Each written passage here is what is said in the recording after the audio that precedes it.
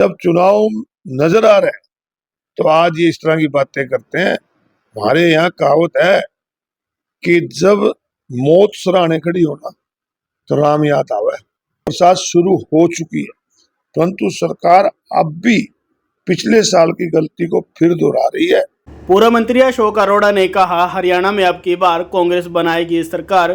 कुरुक्षेत्र में नालों और ड्रेनों की सफाई न करवाकर सरकार पिछले साल वाली कर रही है गलती।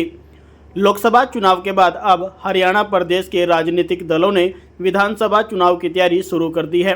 बीते दिन कांग्रेस के शीर्ष नेतृत्व के साथ हरियाणा के नेताओं की बैठक आयोजित की गई थी, जिसमें कुरुक्षेत्र से पूर्व मंत्री अशोक अरोड़ा भी मौजूद रहे थे।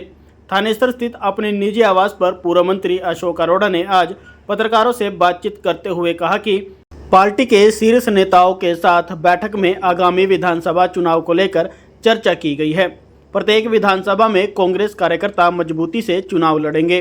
अरोड़ा ने कहा कि लोकसभा चुनाव में हरियाणा प्रदेश की जनता ने 5 सीटों पर कांग्रेस को बढ़त दिलाई। निश्चित रूप से प्रदेश में होने वाले विधानसभा चुनाव में पिछले विधानसभा चुनाव से बेहतर परिणाम कांग्रेस लेकर आएगी।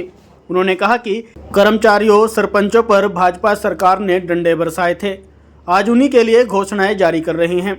अरोड़ा ने भाजपा पर तंज कसते हुए कहा कि जब मौत निकट आती है तो राम याद आते हैं, इसी तरह से इन्हें अब कर्मचारी, सरपंच और अन्य वर्ग याद आ रहे हैं। बरसाती मौसम के चलते जिला कुरुक्षेत्र में नालों, ड्रेनों की सफाई न होने पर उन्होंने कहा कि अगर सरकार ने पिछले बार हुई तबाही से सबक नहीं लिया तो इस बार भी वही मंजर देखने को मिलेगा। कल हमारी पार्टी के राष्ट्रीय अध्यक्ष श्री मल्लिकार्जुन खड़गे जी ने और हमारे पूर्व अध्यक्ष और लोकसभा में नेता प्रतिपक्ष श्री राहुल गांधी जी ने हरियाणा प्रदेश कांग्रेस पार्टी के वरिष्ठ साथियों के साथ आगामी चुनाव को लेकर चर्चा की और लोकसभा चुनाव का जो नतीजे थे उस पर भी मंथन किया। पूरे देश के अंदर इंडिया गठबंधन का सबसे ज्यादा वोट शेयर आया तो हरियाणा प्रदेश के अंदर 47.6% आया, जो कि पिछली बार से लगभग 20% ज्यादा है। तो राहुल गांधी ने जिन्हें और हमारे अध्यक्ष ने कहा कि बहुत अच्छा रिजल्ट रहा है, परंतु इससे और आगे बढ़ना है। विधानसभा चुनाव के अंदर सभी मिलकर चुनाव लड़े और इस देश के अंदर जो आज नफरत फैलाने वाले लोग हैं, जो देश के संविधान को कमजोर करने वाले लोग हैं, इनके खिलाफ लड़ाई लड़के हरियाणा प्रदेश के अंदर अपनी सरकार है। जो लोकसभा के परिणाम तो विधानसभा में क्या लगता है कि उससे अच्छे परिणाम कांग्रेस को? देश की सरकार के खिलाफ जहां पूरे देश के अंदर एक माहौल था, वहां हरियाणा प्रदेश की सरकार के खिलाफ तो इससे ज्यादा आज लोगों के मन में नफरत है, क्योंकि हरियाणा प्रदेश में मनोहर लाल जी जो 9.5 साल तक प्रदेश के मुख्यमंत्री रहे, उन्होंने हरियाणा प्रदेश के लोगों को डंडों से पीटने का काम किया। उन्होंने किसी की बात नहीं सुनी, चाहे कर्मचारी थे, चाहे किसान थे, चाहे हमारे आंगनवाड़ी वाले थे, चाहे सरपंच गए, और रोजगार कहीं मिला नहीं। बच्चे बेरोजगारी की वजह से अपराध की तरफ चले गए। आज लगातार आप देखते होंगे हरियाणा प्रदेश में अपराध बढ़ रहा है, आज नशा बढ़ रहा है, बच्चे बाहर जा रहे हैं, महंगाई की मार लोगों ने झेली है।